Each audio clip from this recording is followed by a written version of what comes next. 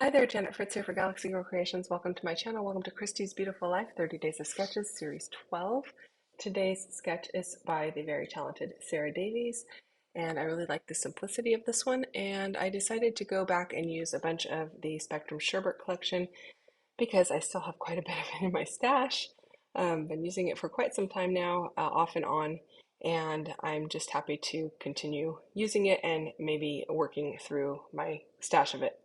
I did pull in some of the Alina collection. I had a lot of leftovers from that when I used it for Kit Conspiracy last November, and I thought the colors would work really well. And in fact, the orange and that really deep corally red color really did work with this, but making this layout for the older of the two girls that I take care of, and she chose blue. She picked the photo. It's all three of the kids together, the two girls on either side of the baby, and she chose blue, and pink or orange is not really one of her favorite colors. I know she prefers pink, and so I decided to put all the Alina stuff away and work with the pinks from the Spectrum Sherbet collection instead. So we're going with blue and pink rather than the blue with the corally orange red from Alina, which actually worked beautifully with the photo, but this ends up turning out a lot better than I had expected it would when I first decided to go ahead and switch over to that pink color instead. So I am using a little bit of white acrylic paint and my one of my ink daubers with the little sponge, and I am just kind of like dry sponging it on and kind of washing out that background a little bit. I'm going to be using a lot of the rub-ons from Spectrum Sherbet today from 49 to Market, and so I kind of wanted to wash it out just a bit to kind of highlight the two areas where the embellishments are going. Now, if you're wondering why my paper looks a little bit um, odd sized, it's because I didn't even realize I did not cut off the branding strip. So there is some extra paper there. It is longer than it should be. And I will end up cutting it off at the end and then back the whole thing with some white. So I have like an eighth of an inch reveal of white all the way around the layout. But I didn't even realize it while I was working on it. I was just very thankful at the end that I had the extra space to trim off because this is actually going in a frame for her wall. And so I was like, that would have been really bad and really hard to move where everything is at because, you can't remove a rub-on once you put it on the paper. Anyway, I am just going through the rub-ons and pulling in more of the blue and more of the pink and keeping it just these two colors for the most part. And I really do like how it ends up looking. Um, Layering up your rub-ons, it works really well. And for a minute there, I was thinking, oh, I don't want to put it behind because then you're not going to see the pink, but you really do want to overlap them because otherwise you do definitely see the hard edges. So I don't end up using the piece that I just cut, that darker blue, um, in its, like I don't have that hard edge showing. It's going to be tucked under, and I think it works out okay. Um, or actually maybe I didn't tuck it under. Anyway, it works out okay because there's enough layers basically. So just gonna go ahead and keep rubbing these things on. Now I do have some that are just this kind of softer pattern, and then there are some ink splotches. So I don't want to have just this one hard ink splotch in the bottom right with the black text over it. So I'm gonna use a couple more of those in each one of the embellishment areas, and then I do use some text in the pink as well in the varying areas so that it just keeps bringing in more of the same type into each one of these embellishment areas. I'm going with a diagonal top left to bottom right, and so I do want to have some of the layers up above my photo also. Now I felt like I was working really high up on this paper, and in fact I am working really high up towards the top of the paper, which um, normally I don't, if I'm using one photo, it wouldn't be that high, but this photo is oversized. It's almost 5 by 7. So I definitely um, needed to adjust for that. And I'm actually really thankful that I started with everything a little bit high because that's what allowed me to be able to cut the bottom off so that it's not more than a 12-inch piece of paper. So, yes, I guess it was just meant to be. Now I'm just going to keep using some of these rub-ons. These ones have like a smaller typeface text to it rather than a large typeface. And then I do have some that have more of like a scripty look to it. And so I'm going to just keep adding and adding and adding until I feel like these layers are well represented going diagonally. And there are a lot of rub-ons that came in this collection, so I felt like, now's the time to use them. I do have paper left, but I don't have a ton of paper left. And, these papers can be used pretty much with anything. So definitely want to use up some of these rub-ons while they're good. Now, I've not had any problem with any of my 49 and Market rub-ons going bad over time. Um, but I also haven't had them that long, so I don't know if, maybe 3 or 4 years down the road, maybe they won't be any good anymore, and like the old ones from the early 2000s that kind of dried out and then you couldn't actually use them later. So I don't expect that's going to happen, but I do want to use them up while I can and while they're fresh and in conjunction with the paper and the embellishments that go with this collection because obviously it pairs beautifully together. Now that paper that is behind the photo there, that is a packaging piece, or actually it's actually, I think it's from the Alina collection. That is the one thing from the Alina collection that I kept in here.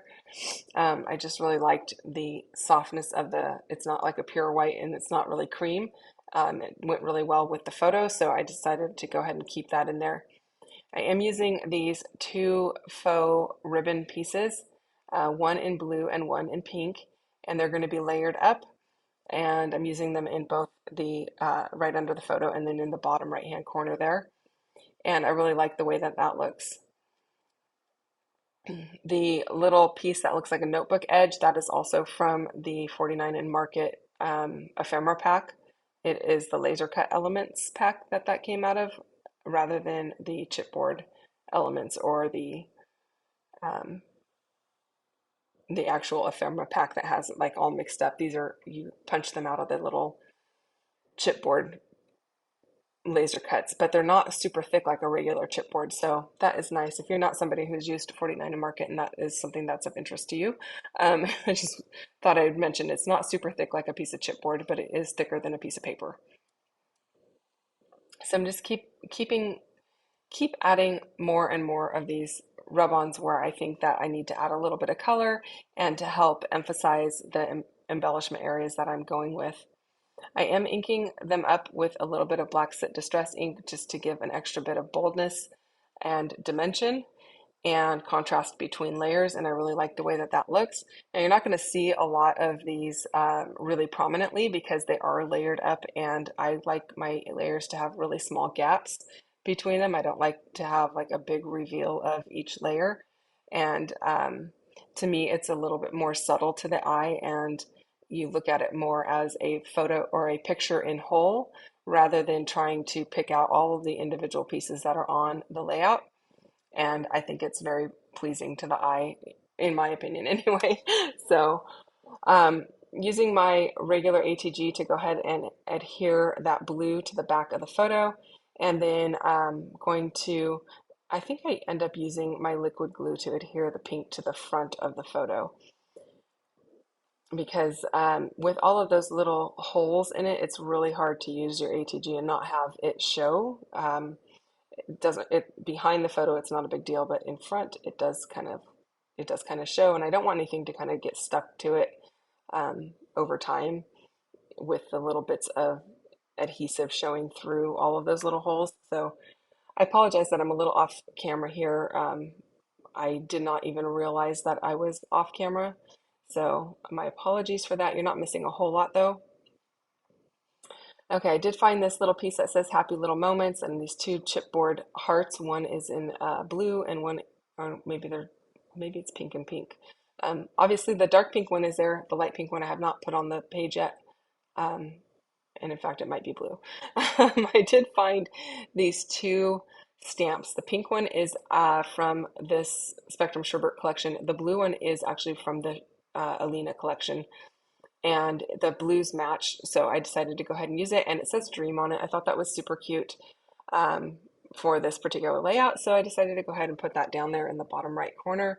And now I'm going to layer up some leaves. I don't have a lot of blue flowers left. I used almost two entire whole packs of the laser cut florals in blue on one layout.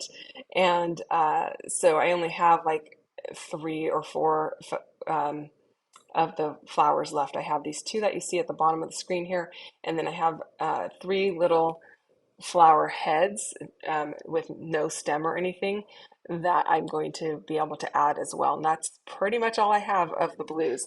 So I thought I'd go ahead and use them up on this layout just to keep with that emphasis of blue and pink. And I really like the way that they end up looking all together.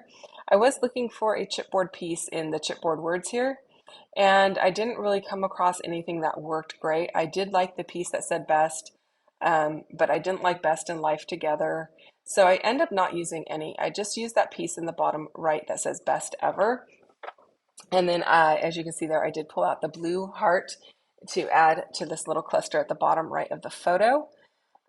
Liking how that's looking as well. And then I'm just going to build up my little floral clusters here to just add to the different layers there. So I'm liking how this is looking. I am going to use some foam tape underneath some of these florals and under some of the leaves just to give a little added dimension. So you're going to see that see that happen here in just a bit. I do use Fun Foam from Walmart, so it is adhesive backed on one side. The other side doesn't have any adhesive on it. I typically stick the adhesive side to the piece of ephemera, and then I use my liquid glue to adhere it to the background of the layout. And I usually stick my acrylic block across the top just to hold it down while it sets up and the glue dries a bit so that it doesn't like pucker, the paper doesn't pucker when it gets damp and pull away from the piece that I'm trying to stick down. I did just add a little stitched piece of rub-on to that bottom cluster, and I'm liking how that's looking. I had a couple other ones, but they're somewhere lost on my desk, so I didn't really add those, and by the time I found them, I was like kind of over it and moved past it, and so I didn't add any other little stitched areas really.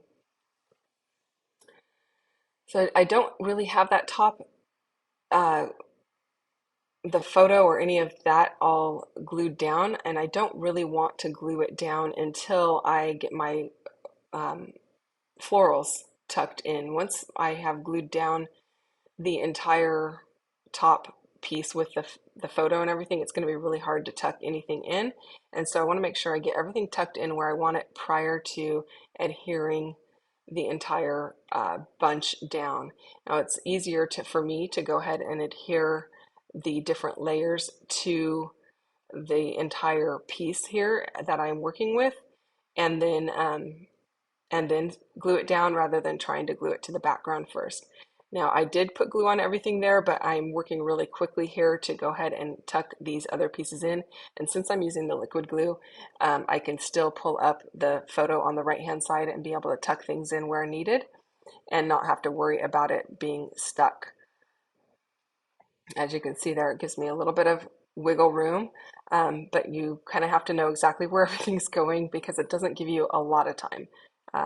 You kind of have to move quickly and know where you're placing your items because this glue doesn't take that long to dry. So I'm just tucking a couple of little leaves and such down up in this upper left hand corner, and found another little word piece that I really liked that I'm going to work here. It says, "My heart is so happy." I'm just going to add it to the top, and then a couple of the little pieces of floral bits kind of broke off on one of these really delicate pieces, so I just added those towards the end there. Adding another little rub on here, just add a little more pink down in this bottom area, and I'm going to add a couple of little butterflies, and I think that's pretty much going to be it. I'm going to add the butterflies to this layout.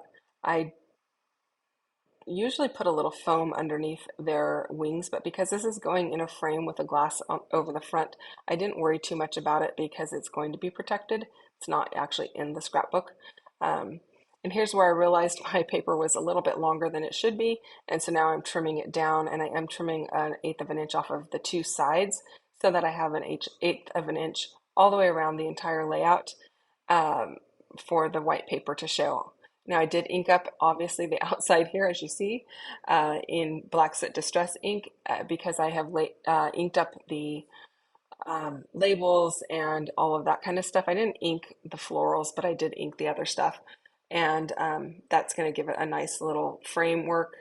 And when I put it in the frame, you don't really see that white around the outside. It's where the frame actually holds everything in. I get my frames at Michael's, and they come in a 2-pack, and they're pretty relatively um, good pricing because I usually buy them when they're on sale. So, and I just had some iridescent sticky backed sequins here that I'm just popping around each one of these floral areas just to give a little bit of added sparkle and shine. While I do that, don't forget that there are a bunch of people playing along with 30 Days of Sketches. There's a playlist linked down below where you can go and check out all of the different videos that have been released so far.